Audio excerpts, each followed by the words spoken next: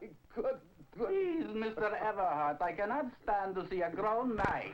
Why should hiring a new secretary be such a trauma for you? Doctor, you don't understand. Real secretaries are harder to find than you can imagine.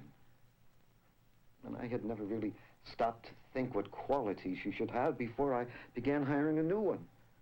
The girl who quit was in that position before I took the job. And I had never really had a secretary of my own before then when I was in the field all the time. So naturally, I thought all secretaries were just like she was, but they aren't, Doctor. They aren't. Yes, I see. You are suffering from acute nervousness brought on by a not uncommon trauma. We refer to it as executive syndrome.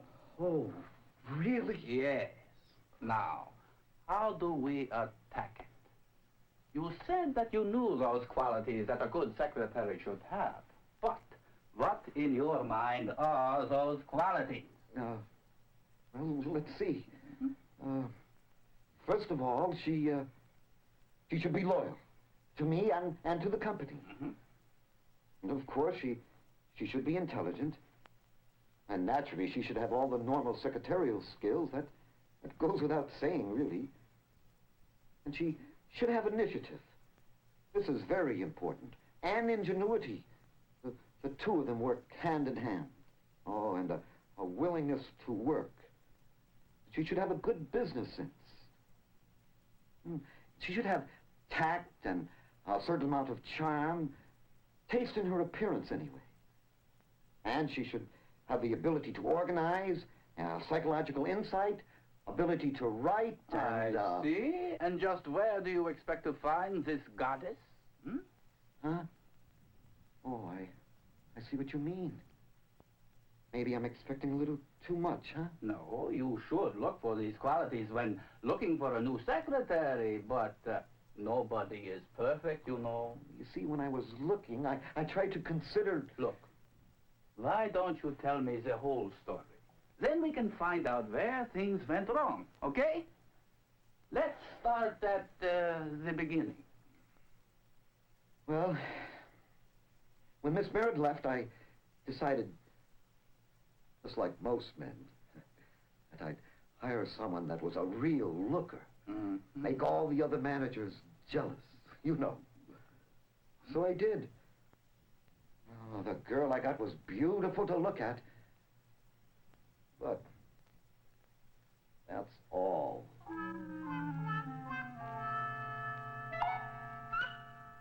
Oh, Miss Taylor, would you come in, please? Righty, just a sec.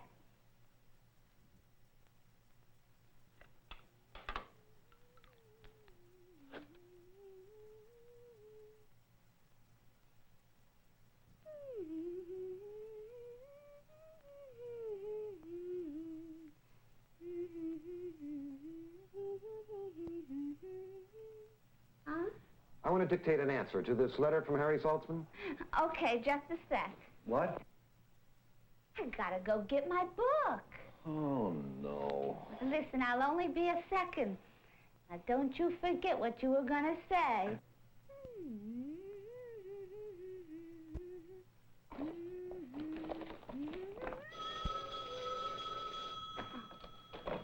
Yeah, hello?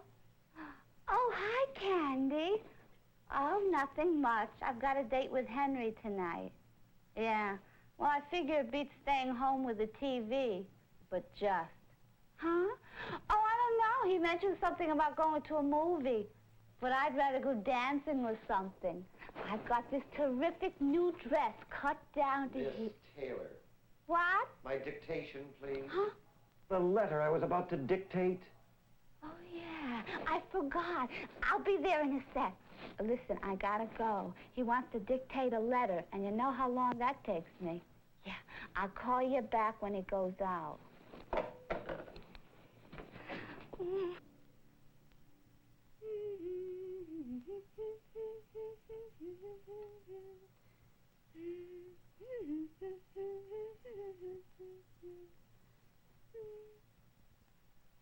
Okay, shoot. To Harry Saltzman, ABC Company, get the address from the files.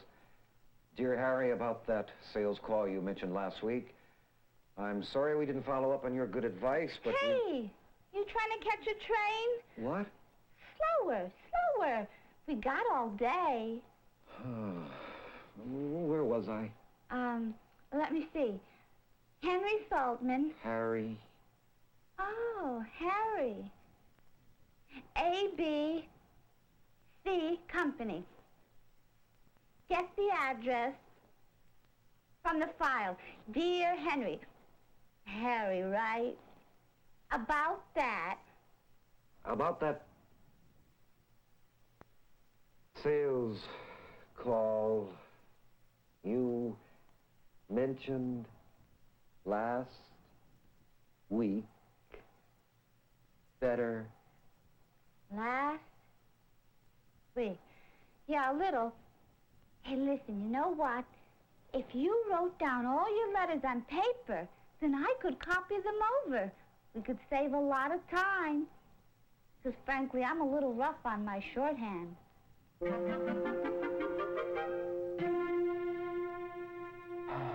So I had to let her go. I was doing all the work myself. She was nothing but a typist. Oh, but you must not blame yourself too much. It is quite natural for someone to make this mistake when hiring a secretary for the first time. We refer to it as the libido satisfaction syndrome. Oh, really? Yes, so you must not be too harsh with yourself. It is, in fact, boringly common among the executives I meet. But what did you do next? That is the important thing. How did you respond to crisis? I decided, hire a girl who was inexperienced and train her to be the kind of secretary I really wanted. Aha! The get 'em while they're fresh reaction, eh? So then what happened? Well, I hired this nice young kid with practically no experience. She came in and she was willingness itself. She'd do anything I asked her to do. And nothing more.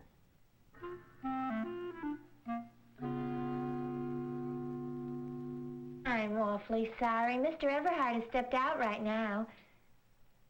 I'm not exactly sure when he'll be back.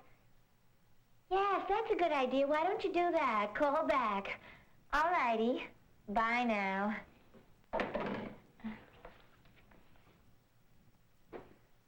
Did I have any calls? Oh, yes, sir, several. Who were they from? Gee, Mr. Everhart, I don't know. They didn't say. I think I recognized Mr. Robinson's voice one time, though. Didn't you take any numbers? No, sir, I didn't. I just figured they'd call you back. Well, I wish next time you would take the numbers.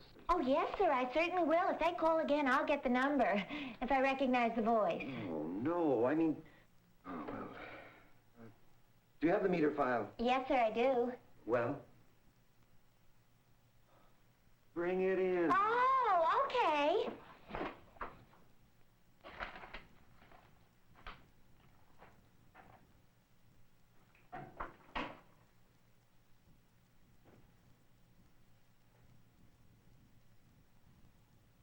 Mr. E., do you know what I might have done with that file? I can't seem to locate it. What? Don't tell me you've lost it. That file is very important. Well, I know it's not in the filing cabinet, and it's not on my desk, and I know where it is. I left it in by the copying machine. I'll just run and get it. Well, hurry. Meter will be here at 2:30. Yes, I know, and Mr. Franklin is coming at 2:15. He is? Yes, sir. I don't remember making an appointment to see Franklin at 2:15. Oh, you didn't. I did. What? You can't do that. I don't want to see Franklin until after this appointment with Meter. Now, why did you schedule him for then? Oh, well, he called up and asked if he could have an appointment this afternoon, and I said what time, and he said 2:15, and I thought you liked Mr. Franklin, so I said okay. Now, didn't you check my calendar to see that I had an appointment for 2:30? No, sir, I didn't. I'm sorry. Oh, all right, never mind. Get Franklin on the phone and tell him I'll have to see him later. Tell him to make it 3:30. Yes, sir. Do you know his number? No, I do not. Oh. Well, then I'll look it up. Do that.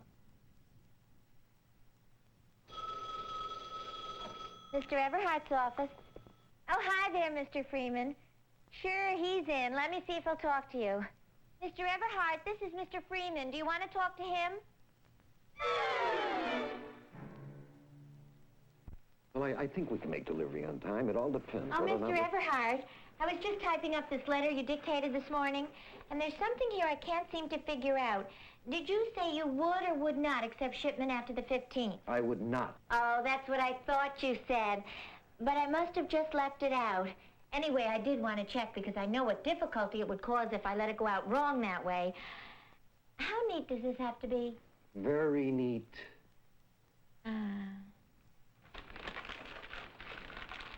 Oh, by the way, has anybody heard from Stewart? I've been waiting for that phone call all day. Oh, yes, he called while you were in Mr. Jackson's office. He lost the sale. Well, why didn't you tell me that before now? You didn't ask me.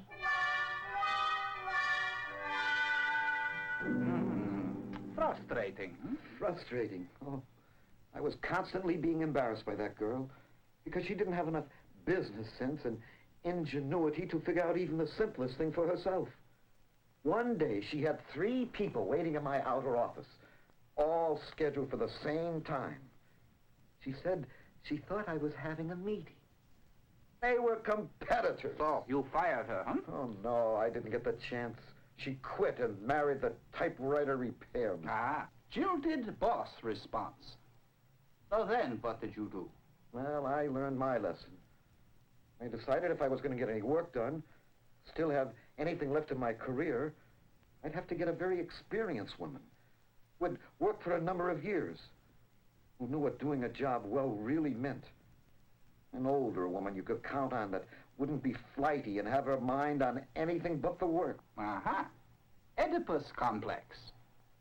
So I did. I hired a woman who had been a secretary for years. In fact, she had worked for so long, there wasn't anything she couldn't do, including run my business. Mr. Everhart is out of the office, but is due back in 7 minutes. We will return your call at that time. Goodbye.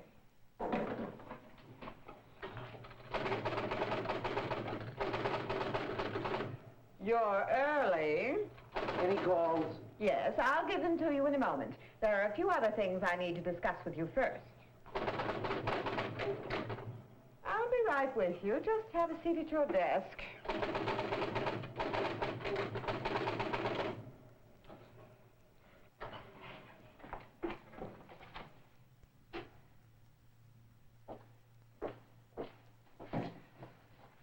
Any word from Howard on that contract? I'll get to that. Excuse me. First, you made a mistake in one of the letters you dictated this morning. You said that you would accept shipment after the 15th, when you meant to say that you would not. I corrected it for you and sent it out. But I didn't sign it. I did it for you. I didn't get a chance to read it first, or to check it for typos. I don't make typos. Oh, that's right.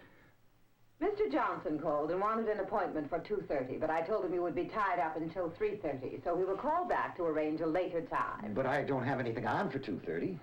You forget, Mr. Everhart, that I take dictation from 2:30 to 3:30. Oh, that's right. I forget. Yes, I can see I'll have to start putting it on your calendar until you can remember. Now, a call came in for a price quotation on the new gauges. Oh, really? Well, good. Where's the request form? I took care of it and sent it out in the mail. It was for the same specifications as the Acme heating job that we handled last week. Now, Miss Grimm, I want to see all those requests. It may just be Now, that... look here, Mr. Everhart. I'm just trying to run this office the way it should be run. If there is to be any efficiency at all around here, you must let me organize the work the way I think best. Now, if you don't trust my work... Oh, no, Very well, then. If anything comes up that I think you should be consulted about, I'll certainly ask you. I can't do everything.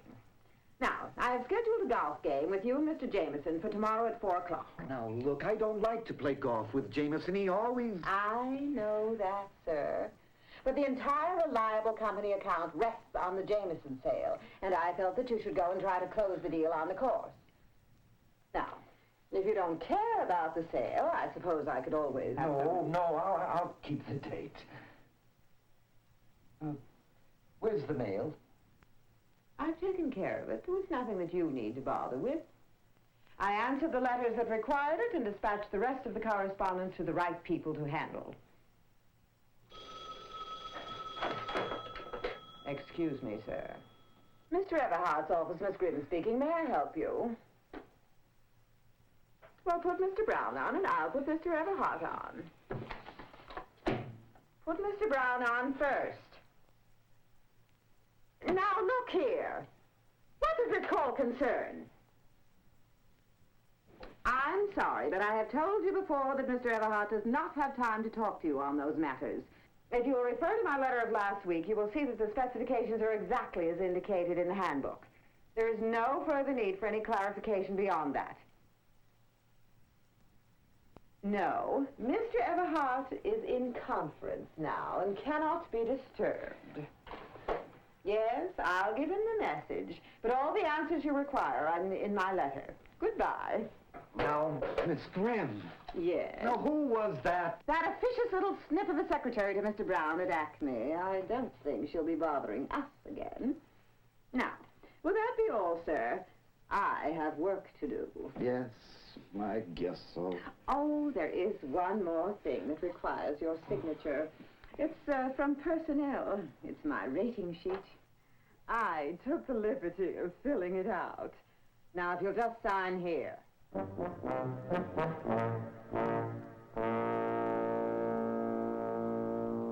So with that, I let her go, right on the spot. Let us recapitulate, shall we? This first secretary who quit, causing the ensuing difficulties, was your idea of the ideal secretary. Is that right? That's right, Doctor. She was attractive and charming. She was efficient. She was intelligent. She had initiative and ingenuity. She was loyal and trustworthy and had everything organized just right. Doctor, she had everything. I see. You know, Mr. Everhart, I think there is only one solution for your problem. See if you can get her back. Impossible, Doctor. Now, why do you say that? I'm sure that if you explain to her how much you needed her, she might be willing to come back.